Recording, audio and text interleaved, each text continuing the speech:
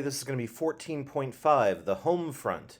And we are going to start with 4 pictures, all painted by the noted American artist Norman Rockwell. And this is actually in reference to a speech that Roosevelt gave where he named the 4 freedoms that we were fighting for: freedom of speech, freedom from fear, freedom from want, and freedom of worship. These are what were called the 4 freedoms by Norman Rockwell. And if you have some time, look at the full paintings, and also just Norman Rockwell's paintings are fantastic too. I love his stuff. Anyway, our objectives: we are going to examine how the need to support the war effort changed American lives. We're going to analyze the effects of the war on civil liberties for Japanese Americans and other people. We're going to explain how World War II increased opportunities for women and minorities. And we're going to describe how World War II caused migration within the United States and the effects of that migration. So, let's look at patriotism on the home front first. The Second World War got us out of the Great Depression. Really, it did. The jobs and the requirements of making a lot of stuff really fast got us out of the Depression. And it spurred massive government spending, but the war wasn't cheap. The government was spending itself into debt, but also people would donate money to the war. They bought what were called war bonds, donating money to the government with the idea that the government would pay them back later with interest, but that really wasn't the point. The point was not getting your money back. The point was not the interest. The point was to be doing something that patriotic, and it was seen as a very patriotic thing to do. And if that didn't work, well, then every one of your neighbors is doing it, so you better do it too. So here's some war bonds propaganda. Let's all fight by donating money. At the same time, a lot like in World War I, people were rationing their food and rationing their goods. People went without all the basics and the luxuries like sugar and meat and wheat and nylon stockings, and people even donated pots and pans to the cause. And on top of this, many labor unions actually made deals saying that they would not strike during the war. And on top of all this, much like they had during World War I, they had an office of basically American propaganda. The Office of War Information is what it was called this time, but it distributed paintings and songs and videos and movies and plays, and it also got sports stars and celebrities to sort of rally America behind the war. Think of this is the birth of the USO, the U.S. operations, basically the celebrities who would go and sing and tell jokes for the troops. And some actually just went and basically went and fought for real.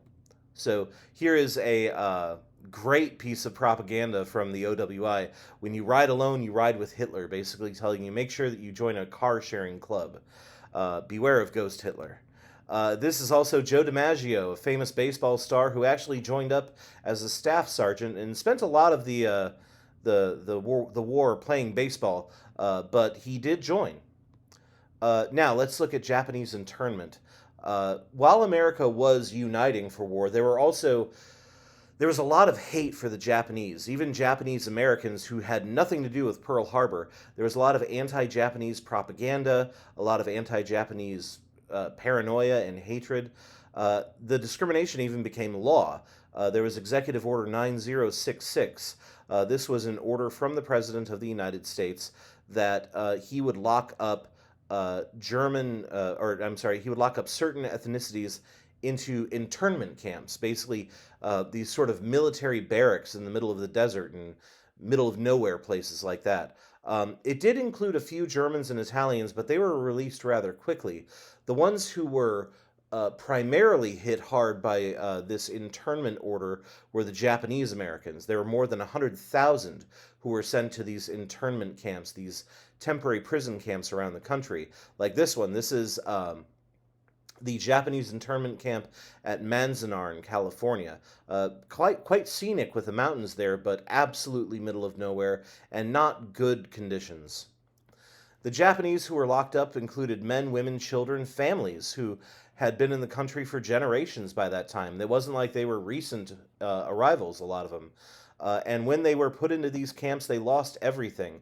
They were able to take maybe a duffel bag or two, but they had lost their houses, they lost their businesses, they lost many personal items. However, some of these Japanese Americans still felt that they needed to prove that they were honest to goodness, real American patriots.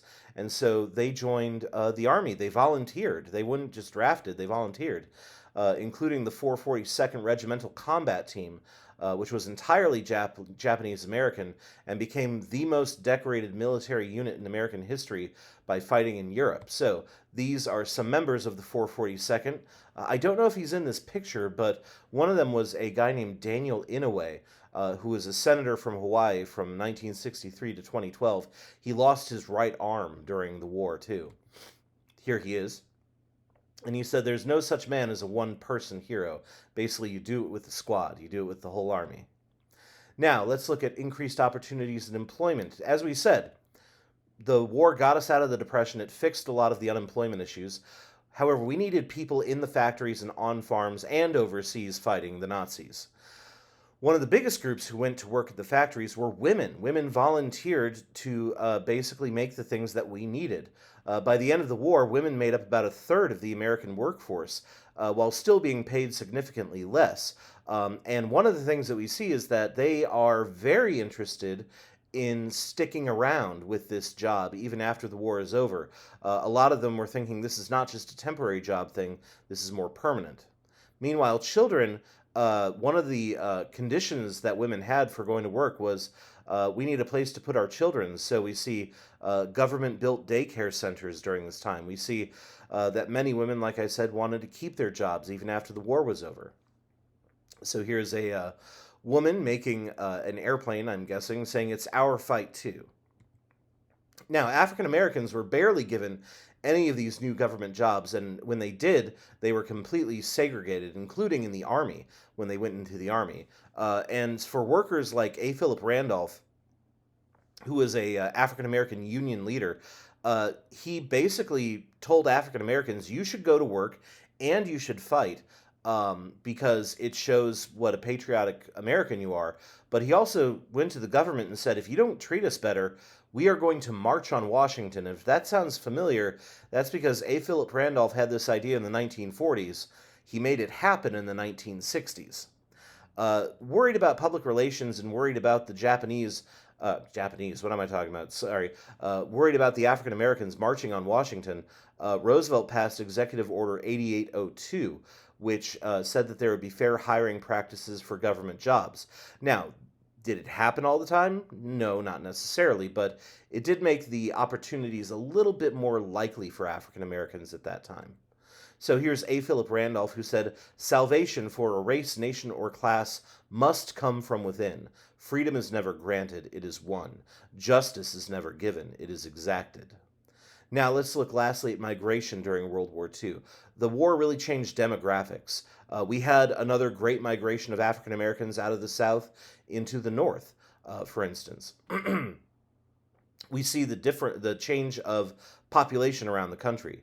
For instance, the U.S. Asked for Mexican people to immigrate to the United States. We said, please come to the United States, work in our fields, work in our farms. This is called the Bracero program. This was also short term. They were meant to come in for a little while, work while we needed them, and then they would be sent back to their country of origin. There were still racial tensions. Mexican Americans were not welcomed with open arms.